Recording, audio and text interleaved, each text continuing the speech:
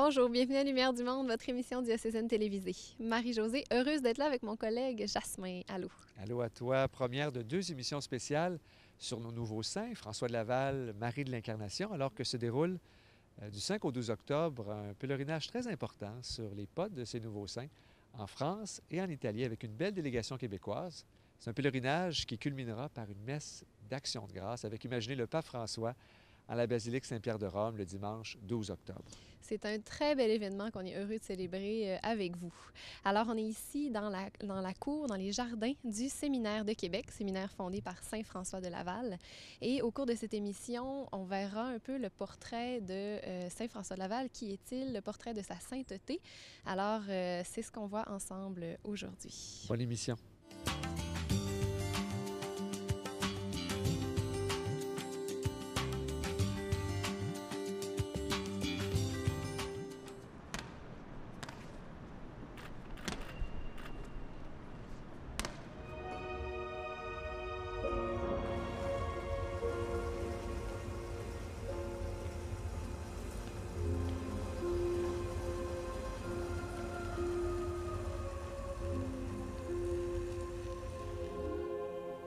François de Laval, c'est d'abord et avant tout le fondateur de notre Église. C'est le premier évêque de notre Église et extraordinaire parce qu'il n'y avait pas de raison véritable pour qu'il vienne ici. Il décide, lui, il est ordonné à 35 ans, en 1658, puis il décide dès 1659 de s'en venir en Nouvelle-France. Il y a 3000 personnes, 3000 Français en Nouvelle-France. C'est tout petit.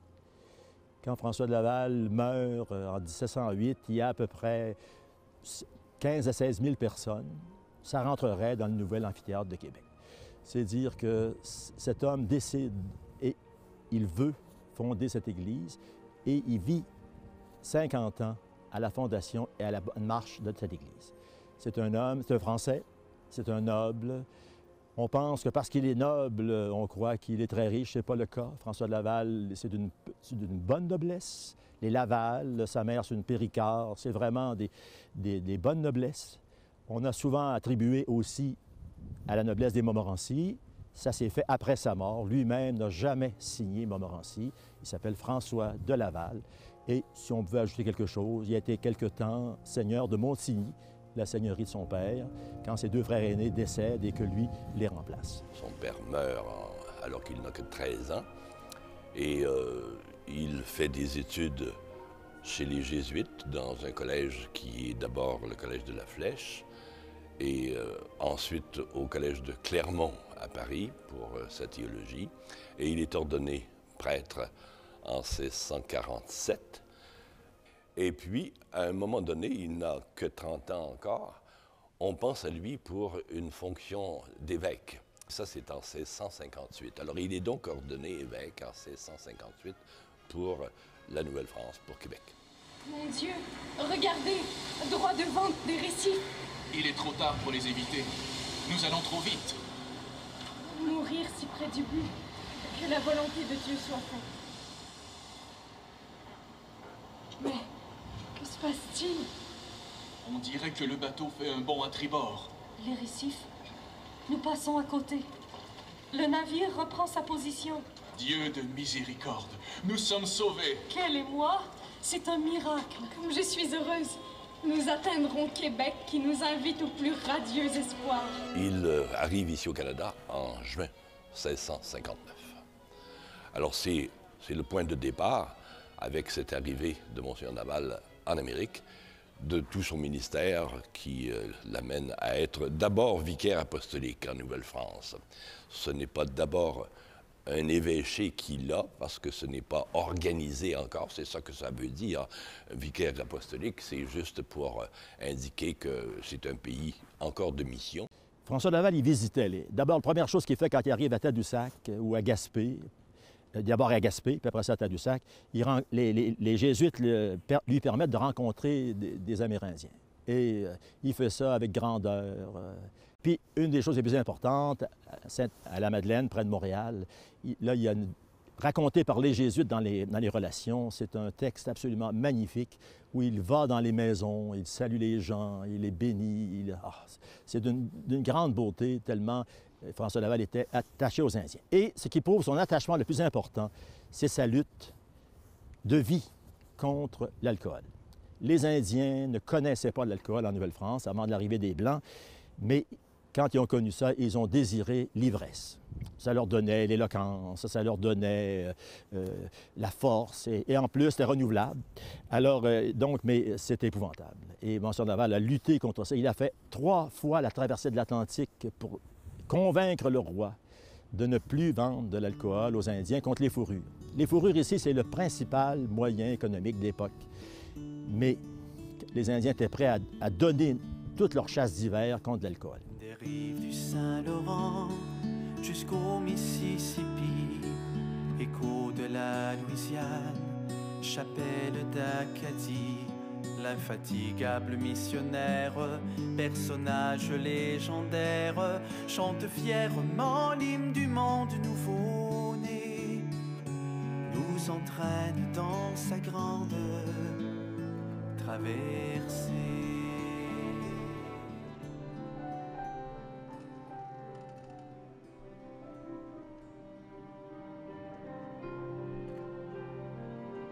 Ce qu'on retient de Monseigneur de Laval, évidemment, c'est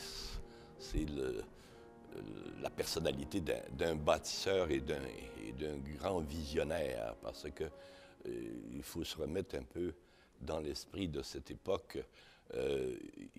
Il arrive ici sans vraiment connaître les lieux. Aujourd'hui, on s'en va dans un territoire qu'on ne connaît pas, mais c'est possible de le connaître parce que des gens y sont allés et puis ils sont passés, ont rapporté des souvenirs, ont rapporté des éléments. Mais à ce moment-là, ce n'est pas du tout ce qui se passe, ce qui se présente. On est vraiment dans l'incertitude, dans l'inquiétude aussi, parce qu'il faut dire que les rapports qui arrivent en Europe, disons, sont un peu inquiétants, parce que les populations qui vivent ici sont d'une réputation de mœurs un peu rudes. Et bon, c'est pas nécessairement de tout repos que de s'en aller en Amérique pour aller d'abord se présenter, affronter le froid, la température, le climat, et puis ces peuplades qui vivent on ne sait trop comment, et puis qui ne sont pas nécessairement prêtes à faire le meilleur des accueils à ceux qui arrivent. Nouvelle-France, voici l'appel qui retentit au fond de moi, c'est Jésus-Christ qui m'envoie sous l'ordre du roi. Porter la nouvelle France. Sur la dimension du pasteur, on a beaucoup connu ses œuvres. On a connu beaucoup le bâtisseur. Mais l'homme, en tant qu'homme, en tant que père affectionné pour son troupeau, c'est pas un aspect que les gens ont beaucoup découvert. Je dirais, en tant qu'homme, c'est... Bon, il y a différents aspects. C'est sûr que là, si on le prend plus jeune, puis même quand il arrive ici comme évêque à 35 ans, aujourd'hui on dirait que c'est un jeune adulte. Mais à 35 ans, à son époque, c'est déjà un homme accompli. C'est un homme qui déjà a vécu des épreuves importantes. Il a vécu très tôt, à l'âge, la mort de son père, la mort de ses frères aînés. Donc, c'est un homme qui a eu à se positionner dans sa propre vocation. Parce que quand il devient légalement le seigneur de Montigny-sur-Arve, là, il va faire l'option de rester de son choix pour la prêtrise. Donc, à 24 ans, là, ça, c'est un premier tournant important. Donc, c'est un choix majeur. Après ça, je dirais un autre trait de l'homme qui nous est moins familier, c'est très spirituel, mais c'est quand même l'homme qui va se retirer vers un appel à l'Ermitage de Caen, où il va approfondir une vie de prière. Et on sait aussi que dans l'affection qu'il manifestait pour l'ensemble des gens, c'était l'homme qui essayait de se faire proche de toute personne. Je dirais ici, comme évêque, tout au long de son ministère, jusqu'à son vieil âge lui-même, va se faire proche de toutes les misères des gens. Donc, il y a beaucoup de gestes qui nous montrent que son humanité, il l'a bien assumée dans des choix de vie, dans des déchirements, dans des détachements, mais aussi avec une audace au niveau de la foi, dans une cohérence continue à chercher la volonté de Dieu.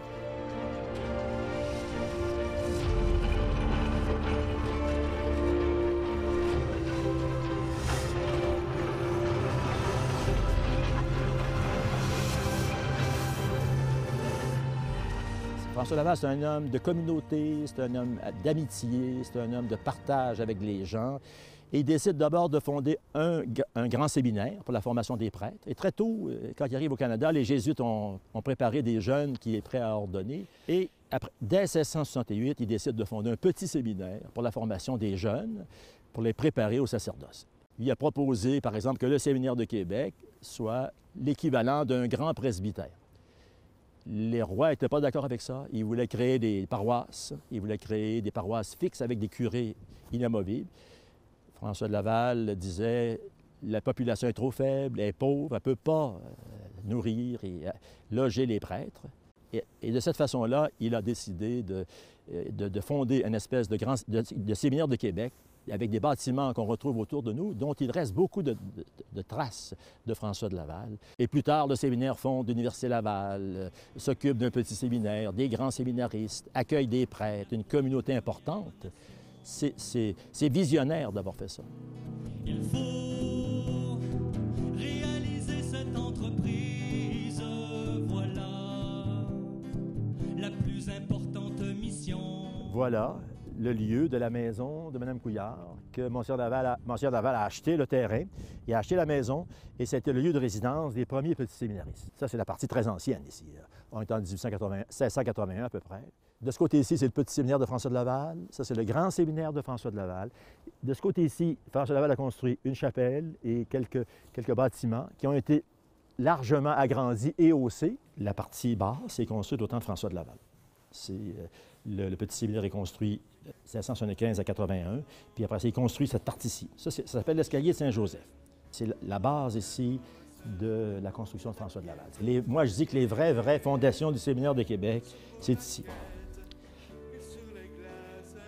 Alors, on voit très bien. Ça, et vraiment ici, c'est ici que ça commence.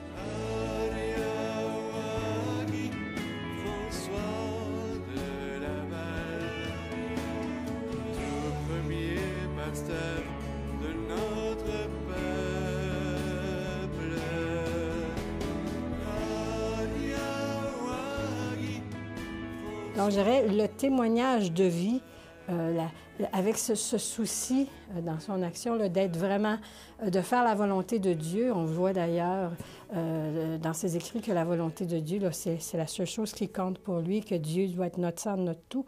Donc, son action première, c'est cette recherche d'unité très importante, j'ose pas dire de conformité au Christ, mais d'union à la personne du Christ, qui, après, va influencer des audaces missionnaires. Il va être attentif à ça pour tout à coup mettre en forme la confrérie de la Sainte Famille, produire des images. Donc, je dirais l'attentif aux signes des temps pour avoir des actions audacieuses, pour s'assurer de faire connaître et aimer Jésus-Christ au cœur de cette colonie qui est en pleine croissance. Donc, toute cette émergence, l'autorisation qu'il va faire aux sœurs au CND, à Marguerite Bourgeois, de fonder une communauté à vœux simples. Donc, en ayant retravaillé récemment sur les écrits de François de Laval, puis en ayant moi-même un peu un recul des années, ce qui me frappait, dès 8 ans, il est assis sur des bancs d'école, et ce dont il entend parler, c'est les missions. Parce que c'est un collège tenu par les Jésuites, parce qu'on est aux Zénus des années 1630, parce que François-Xavier vient d'être canonisé en 1622-1623, Ignace de Loyola, ça vient aussi d'être canonisé. Les Jésuites ont à peine 100 ans d'existence. C'est une communauté missionnaire de référence. Dans les collèges, les missionnaires qui sont un peu partout à travers le monde, en Chine, en Nouvelle-France, en Amérique du Sud, viennent de temps en temps de rendre témoignage. Donc, il est baigné, là, il entend. Il voit, et en plus, il est baigné dans une église du 17e siècle qui est en train de mettre en application les grandes orientations du Concile de Trente. Puis, il y a cet enthousiasme d'aller porter le Christ à ceux qui ne le connaissent pas. Dans nos sentiers, il a semé le goût de l'infini, le goût de...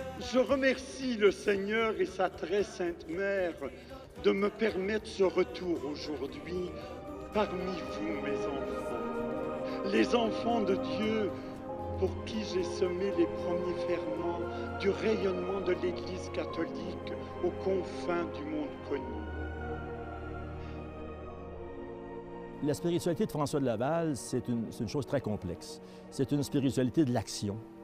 François de Laval a laissé beaucoup de textes, là. Des textes administratifs, des écrits à ses amis, des choses intéressantes dans ce point de vue-là. On connaît bien beaucoup d'écrits de François de Laval, mais contrairement à Marie de l'Incarnation, par exemple, qui a écrit à son fils des textes extraordinaires où elle se livre sa spiritualité, son âme, et elle a dit de belles choses sur François de Laval, d'ailleurs, mais lui, François de Laval, il a laissé peu d'écrits qu'on pourrait qualifier d'écrits spirituels. Ce qui n'empêche pas son extraordinaire dévotion envers la Sainte Famille, l'intérêt qu'il porte à la liturgie, la présence qu'il a auprès des religieux.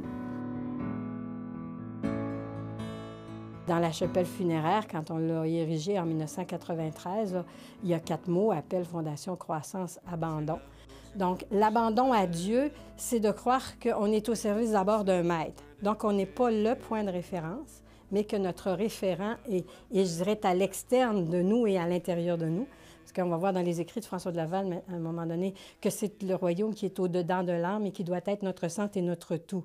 Donc, je dirais, le chemin qu'on a tous et toutes à trouver, c'est celui de cette intériorité avec Dieu et de cette intimité qui oriente notre aide. Donc, il faut vraiment saisir la dynamique d'abandon chez François de Laval, là. Un des moments importants où on voit que la vie d'abandon va cette spiritualité-là va vraiment le mettre de l'avant. C'est après sa démission, parce qu'il faut savoir que Monseigneur de Laval va démissionner comme évêque autour de 65 ans, 68, je pense en 1688. Donc, et c'est Monseigneur de Saint-Vallier qui va assurer la succession de Monseigneur de Laval. Puis Monseigneur de Laval avait demandé l'autorisation au roi de venir mourir en Nouvelle-France, puis on lui interdit. Et François de Laval écrit une très belle... « N'ayant pas sitôt reçu ma sentence, le Seigneur me fit la grâce d'aller devant le Saint-Sacrement et de lui faire le sacrifice de tous mes désirs. Et j'ai compris alors qu'il ne me fallait plus vivre que du pur abandon. » Donc là, tu vois là, qu'il a créé un espace intérieur de pur abandon. Finalement, le roi va se reviser, il va revenir en Nouvelle-France. Il va vouloir venir finir ses jours ici, à plus ou moins 68 ans. Il va y vivre jusqu'à 85 ans. Et pendant cette période-là, le séminaire de Québec, qui était un peu l'œuvre de sa vie, il voit Monseigneur de Saint-Vallier l'orienter ou avoir une vision un peu différente. Puis il va même dire, bien, si c'est la volonté de Dieu que cela finisse, bien, il est prêt à en faire le sacrifice. En plus, il va voir le bâtiment détruit 2 fois par des incendies avant de mourir. Puis il va dire, bien, ce qu'il a édifié, c'est pas une œuvre de bois, mais c'est une œuvre de grâce. Donc, puis peut-être que ça rejoindrait une autre de ses pensées qui m'est très chère, qui dit « Tous nos soins empressés n'avancent point l'œuvre du bon Dieu. » Donc, devenir l'œuvre de Dieu est beaucoup plus important que de travailler aux œuvres de Dieu. Donc, devenir l'œuvre, c'est de se faire pleinement hospitalier à Dieu dans notre vie, s'abandonner totalement au Maître pour être entièrement libre de le servir et en étant à l'écoute de tout ce qui peut nous en distraire ou nous égarer, parce que sert à l'homme de gagner l'univers s'il en souffre au détriment de son âme?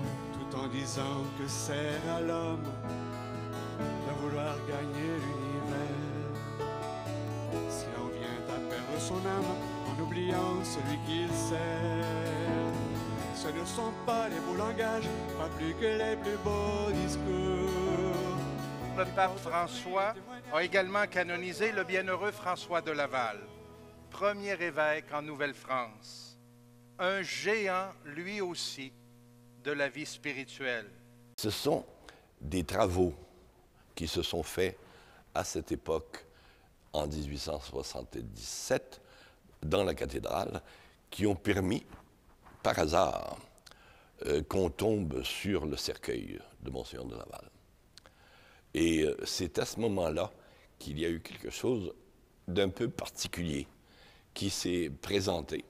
C'est que 170 ans après, on constate que le souvenir de Monseigneur de Laval est toujours très présent dans la population. Si bien qu'on a fait à ce moment-là quelque chose, je ne sais pas si on répéterait ça aujourd'hui, mais quelque chose qui est assez extraordinaire. C'est qu'on a voulu répéter comme les funérailles qui avaient été faites à ce moment-là, au moment de son décès. Au moment du décès, il y avait eu le cortège qui s'était déplacé dans 4 communautés religieuses autour de la cathédrale, bien entendu, il y avait que ça là. Il y avait les Ursulines, les Augustines, les Jésuites, les Récollets. Alors, mais c'est ça qu'on a voulu répéter en 1878. Et c'est à ce moment-là qu'on a réalisé qu'avec tout ce temps passé, il y avait encore des gens qui croyaient en Monseigneur de Laval et estimaient qu'il était saint. Alors, c'est de cette manière que l'intérêt pour la cause de Monseigneur de Laval s'est trouvé lancé. Et c'est à partir de ce moment qu'il y a eu les procédures pour en arriver à faire que la canonisation soit proclamée. Je lis des textes du pape François. Dernièrement, il a donné un entretien aux évêques. Et puis, il leur a fait une description des qualités qu'il espérait voir chez un évêque. Ben, de façon assez étonnante, ce sont des choses qu'on retrouve très exactement chez Monseigneur de Laval. L'arsenal le plus fort pour se faire des copains, c'est François de Laval qui répétait aux siens. Patience et douceur comme instrument de paix, la charité peut débarrer tous les loquets. Le message qu'il nous laisse encore pour aujourd'hui, que c'est la cohérence. Puis je pense que là-dessus, François le pape actuel est un peu dans la ligne de notre François de Laval, où on peut voir les influences là, ignatiennes du premier évêque de Québec qui avait étudié chez les Jésuites à l'époque. Nous, comme diocésains de Québec, on doit d'abord, je dirais, se sentir choyés d'être des diocésains de Québec et d'accueillir ça comme un cadeau de la vie. La première chose, d'être du diocèse de Québec, ce diocèse qui est le diocèse fondateur de l'Église aux dimensions de l'Amérique. Donc, en même temps qu'on doit s'en rendre compte, en même temps qu'on doit s'en réjouir, en même temps, on doit prendre conscience qu'on a une responsabilité. Parce que si nous sommes le diocèse fondateur, nous avons entre nos mains et dans nos cœurs, je dirais, une richesse à partager. Donc, je dirais, c'est pour ça que notre voisinage entre nous, dans le diocèse, notre voisinage avec les autres diocèses, avec tous les diocèses qui sont issus de notre diocèse, ils nous sont tous frères et sœurs d'une manière de proximité. Donc, moi, je dirais, faut avoir déjà l'esprit qu'on a reçu. Même si quand Jean-Paul II va venir ici, il va parler de Québec comme une terre sainte. Et je dirais la porte sainte qui est autorisée par l'Église universelle ici à Québec en est, pour l'actualité de cette année, un hommage et un symbole important. Je dirais ça, c'est la première chose. La deuxième, en parlant de la porte sainte, je me dirais, bien, c'est l'autre chose qu'il faut retenir, c'est qu'il faut repartir du Christ. Chacune comme baptisé dans les défis qu'on a à vivre aujourd'hui au cœur de notre Église diocésaine, se rappeler qu'on est baptisé, qu'on appartient au Christ et à son Église. François de Laval, c'est d'abord un homme qui a été baptisé et qui a cherché au meilleur de sa vie à en vivre, puis à répondre aux appels de Dieu selon son itinéraire spécifique. Bien, je dirais, tout diocésain a le même parcours. Tout diocésain est baptisé. Déjà, il y a une autre appartenance que celle de la terre. Il appartient au Christ. Il est convoqué par le pape François de plus en plus à devenir un disciple missionnaire, donc d'aller annoncer et de porter avec joie celui qui l'habite. Et là, je me dis, bien, il peut trouver en nos fondateurs, nos fondatrices de l'Église des sources d'inspiration. Puis avec, je dirais, cette bonne nouvelle contagieuse, bien, souhaiter que d'autres personnes fassent la rencontre du Christ. Parce que, ultimement, même François de Laval n'était pas là pour lui-même, était là pour confesser la gloire du Christ. Puis là-dessus, Marie de l'Incarnation va dire, quand il y en est pour la gloire de Dieu, il est même entêté, voire même inflexible. Donc, tout pour la gloire de Dieu. Et rien pour... Et puis là, c'est écrit aussi dans ces écrits, on peut voir que l'intérêt de Dieu soit leur seul intérêt. Bien, moi, je souhaiterais ça, que tous les baptisés du diocèse de Québec cherchent l'intérêt de Dieu plutôt que leur intérêt, parce que, comme le dit souvent notre archevêque bien-aimé, ensemble pour la mission, donc je dirais, c'est ensemble qu'on peut témoigner du Christ, à la condition qu'on cherche ensemble l'intérêt de Dieu et non pas ses propres intérêts.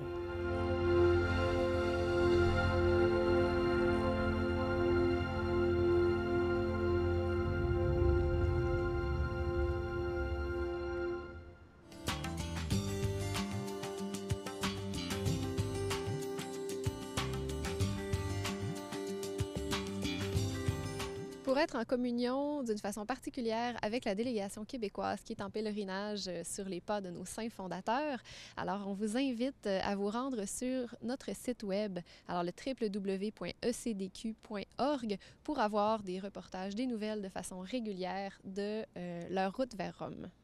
Ça sera vraiment intéressant à suivre, hein, avec le cardinal Lacroix, des Ursulines, des prêtres du séminaire de Québec et tout plein de personnes qui ont à cœur ces nouveaux saints. Si vous aimez François de Laval, je vous invite aussi à aller sur le site web de Télévision Ciel et Lumière. C'est le ciel-et-lumière-tv.org. Ils ont préparé un magnifique documentaire qui s'appelle François, apôtre de l'Amérique. Il sera diffusé au mois d'octobre sur leur chaîne de télévision, également disponible sur DVD.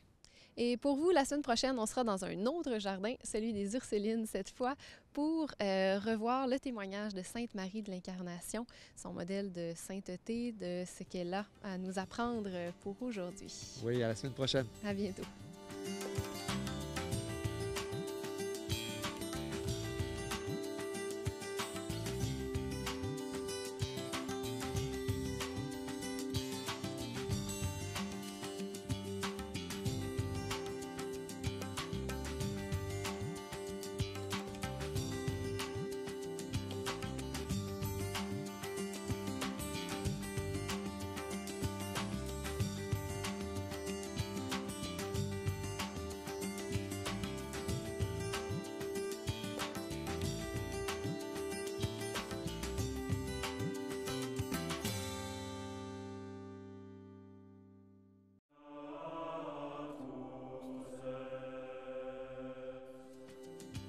Chaque semaine à l'émission Lumière du Monde, on vous témoigne des signes de la vitalité de votre Église catholique de Québec.